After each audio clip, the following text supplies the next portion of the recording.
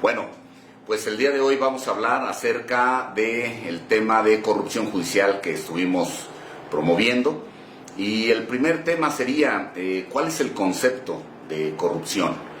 Evidentemente hay varios conceptos que se han dado incluso históricamente, podríamos irnos a un concepto filosófico, incluso platónico, pero me parece que el más actualizado, el que nos sirve para esta cápsula, sería el tener como concepto de corrupción el uso del poder en beneficio personal.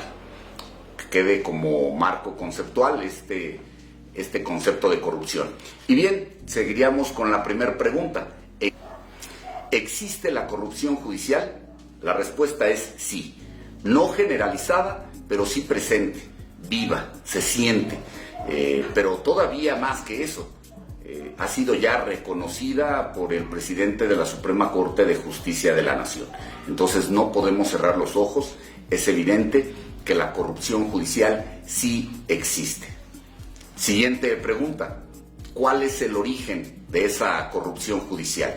Si nos retomamos al concepto donde decimos que es el uso del poder en beneficio personal, entonces tenemos claro que el origen de esa corrupción judicial es, sin lugar a duda, el poder. Dice el presidente, y lo dice muy bien, el poder a los inteligentes los atonta y a los tontos los vuelve locos.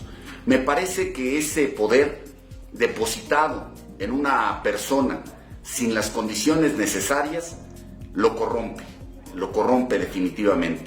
Entonces tenemos que buscar las personas idóneas para ser los custodios y detentar ese poder, que en el caso en concreto es la jurisdicción.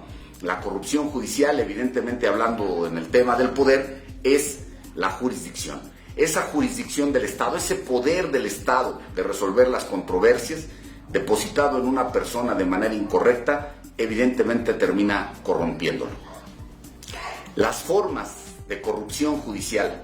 Bueno, hemos hablado ya acerca de cómo es que el poder en una persona incorrecta lo corrompe. Y tenemos varias formas, varias manifestaciones de esta corrupción judicial, palpable, viva todos los días. Me parece que cuando los juzgadores pueden nombrar a sus personas de confianza, a sus secretarios, a sus proyectistas, hay cierta dominación evidente sobre esas plazas. Y no solamente sobre la plaza, sino dominación sobre su personal. Lo hemos visto incluso ya en redes cómo se han llevado a cabo estos temas de dominación, pero se lleva más una dominación al personal, una dominación a los justiciables, una dominación incluso a los abogados litigantes. Hay una dominación presente.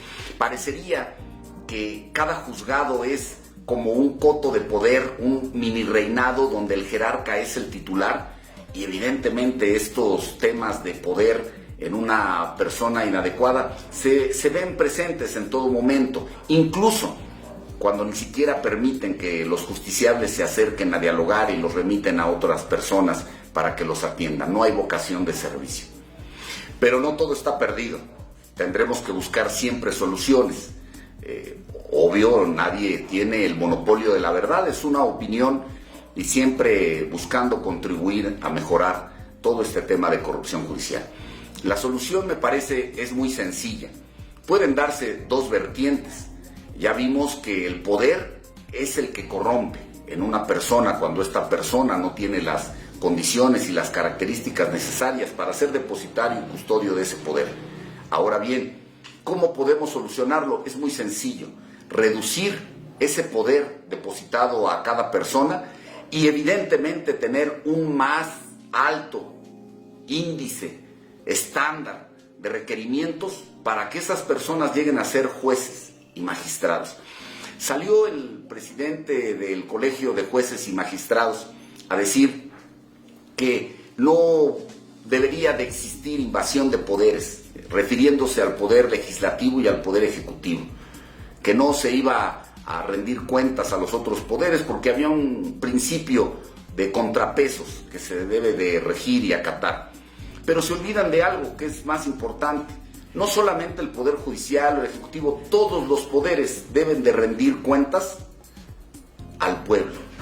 a ese pueblo que ha perdido la confianza y credibilidad en la institución de la administración de justicia.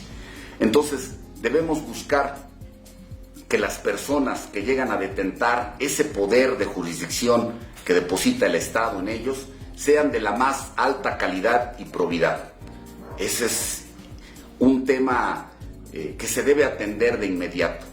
Deben de tener evidentemente vocación de servicio dentro de los requisitos de ingreso y permanencia, vocación de servicio y los estándares más altos de una persona, probidad, para que puedan ser titulares de ese poder del Estado. Los dejo por el momento y seguiremos viéndonos en otra cápsula donde, por cierto, hablaremos quizá de la diosa Temis, que como antecedente no debería de ser Temis, debería de ser Dique. Ya lo hablaremos en otro tema. Es todo por hoy.